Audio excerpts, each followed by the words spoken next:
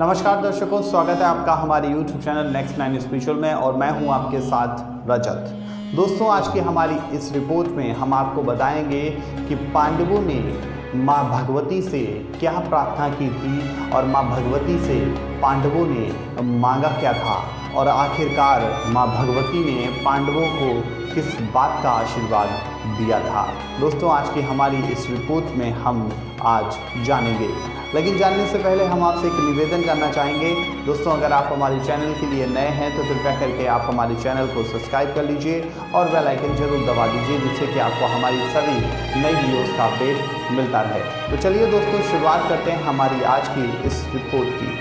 महाभारत की कहानी में ये वर्णन कभी नहीं मिलता है कि जो भगवान श्री कृष्ण थे, उन्होंने जब ये महापुराण मतलब महाभारत की गाथा में ये बात आती है कि पांडवों के साथ श्री कृष्ण का साथ था। लेकिन क्या आपको पता है कि पांडवों के साथ श्री कृष्ण क्यों रहे थे? पांडवों के युद्ध में श्री कृष्ण का क्या महत्व था? दोस्तों, आज हम चर्चा कर लेंगे। तो दोस्तों, आपका ज़्यादा समय न जाया करते हुए शुरुआत करते हैं हमारी आज की इस रिपोर्ट की। दोस्तों, मैं आपको बता दूं कि जो महागाथा श्रीमद् भागवत गीता में ये कहा गया है, भागवत कथा में ये कहा गया है, भागवत कथा की एक पौराणिक कहानी के अनुसार अगर देखें तो एक बार भगवान शंकर कैलाश पर्वत पर विहार कर रहे थे माता पार्वती के साथ, और माता पार्वती ने भगवान शंकर से मतलब वो आपस में बातचीत कर रहे थे। तो भगवान शंकर के मन में एक ख्याल आया, मन में एक विचार आया कि क्यों ना हम अपने आप स्त्री बनो, मैं स्त्री बनूं और माता पार्वती पुरुष बने और धरती पर जन्म लें। तो भगवान शंकर ने ये अपनी इच्छा माता पार्वती से प्रकट की। तो माता पार्वती इस इच्छा को पूर्ण करने के लिए मान गई। उन्होंने भगवान शिव को ये वचन दिया कि वो धरती पर त्रेता युग में जो है वो श्री कृष्ण का रूप लेंगी और आप भगवान जो शंकर हैं वो उनकी पत्नियों का रूप लेंगे। तो जो माता पार्वती थी वो श्री कृष्ण का जन्म मानी जाती हैं और राधा और उनकी रानियाँ, भगवान श्री कृष्ण की जो रानियाँ थी, उनको भगवान शंकर का ही अंश माना जाता है। ये महागाथा मतलब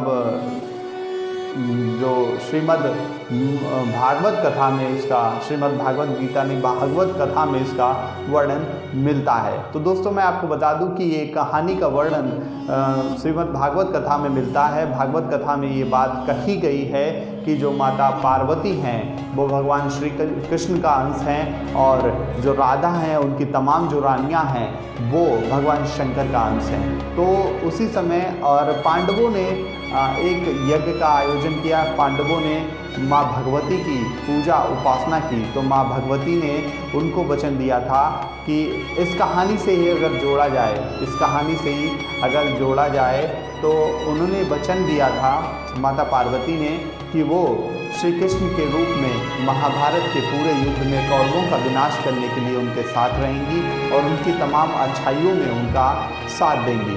दोस्तों, महाभारत की कहानी में आपने देखा होगा जब जब भी पांडवों पर संकट आया तब तब श्री कृष्ण उनके साथ खड़े हुए, क्योंकि ऐसा माना जाता है कि पांडव जो थे वो माता भगवती के बहुत बड़े भक्त थे और माता भगवती ने उनको वचन दिया था कि वो उनका साथ देंगी। तो दोस्तों, जब महाभारत का युद्ध कुरुक्षेत्र में चल रहा था, उस समय जो अर्जुन के सारथी थे वो स्वयं भगवान श्री कृष्ण थे। और इस श्रीमद् भागवत कथा में ये मिलता है, भागवत कथा में वर्णन मिलता है कि जो श्री कृष्ण थे वो माता पार्वती के ही अंश थे। तो माता पार्वती तो पहले ही उनको ये आशीर्वाद और पहले ही उनको पांडवों को ये वचन दे चुकी थी कि वो युद्ध क्षेत्र में, रण क्षेत्र में, कुरुक्षेत्र में उनके साथ होंगी। तो दोस्तों ऐसा ही किया, अर्जुन के सारथी बनकर उनके साथ रहे। हमेशा श्री कृष्ण उनके तमाम चीज़ों में उनका साथ दिया। जब द्रौपदी का चीर हरण हो रहा था तब भी भगवान श्री कृष्ण ने ही ये चमत्कार किया था, वासुदेव कृष्ण ने ही ये चमत्कार किया था। और जब अभिमन्यु मारा गया उसके बाद जब अर्जुन ने प्रतिज्ञा ली थी कि वो सूर्यास्त से पहले पहले जयद्रथ का वध कर देंगे, लेकिन ऐसा नहीं हो पाया और भगवान श्री कृष्ण ने मतलब सूर्य को ढक दिया। तो लोगों को, जयद्रथ को ये लगा कि अंधेरा हो गया, तो जयद्रथ बाहर निकल कर आ गया। और जैसे ही जयद्रथ बाहर निकल के आया, भगवान कृष्ण ने वो सारा अंधेरा हटा दिया और उसी समय अर्जुन ने अपनी बाण खिंचा पर चढ़ाए और उसका वध कर दिया। तो दोस्तों वहाँ भी श्री कृष्ण ने उनकी मदद की।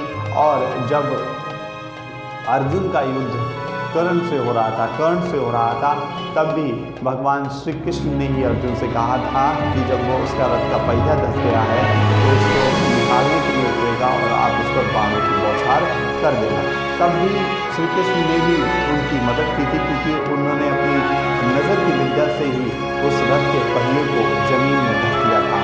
तो दोस्तों और हमको एक कहानी का वर्णन और मिलता है जब गंगापुत्र भीष्म से देवव्रत, जिनको पहले कहा जाता था गंगापुत्र भीष्म से जब युद्ध चल रहा था, तब भी भगवान कृष्ण ने ही अर्जुन को उनको मारने के लिए कहा था, क्योंकि अर्जुन की हिम्मत नहीं हो रही थी। और युद्ध के पहले दिन ही भगवान श्री कृष्ण ने उनको मोक्ष का ज्ञान दिया था। भगवान श्री कृष्ण ने ही उनके अपना वास्तविक रूप उनको दिखाया था।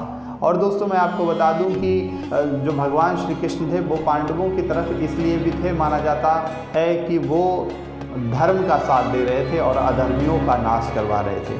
दूसरी बात, जो पांडवों की माता थी वो श्री कृष्ण की बुआ थी। लेकिन आप सोच रहे होंगे कि श्री कृष्ण तो यदुवंशी थे और पांडव क्षत्रिय थे, तो इनका संबंध कैसे, इसकी हम अलग से एक वीडियो बनाएंगे। दोस्तों तो ये तमाम चीज़ें जो हैं वो हमारे वेद और पुराणों में, पौराणिक कथाओं में हमने पढ़ी हैं, सुनी हैं।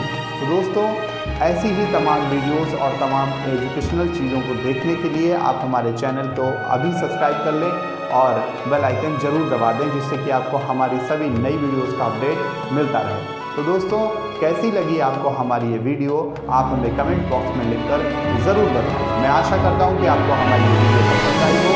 अगर आपको हमारी ये वीडियो पसंद आई हो तो कृपया करके आप अपने रिश्तेदारों के साथ, संबंधियों के साथ, दोस्तों के साथ ज़्यादा से ज़्यादा हमारी इस वीडियो को शेयर कीजिए और हमारे चैनल को सब्सक्राइब और लाइक करना ना भूलिएगा।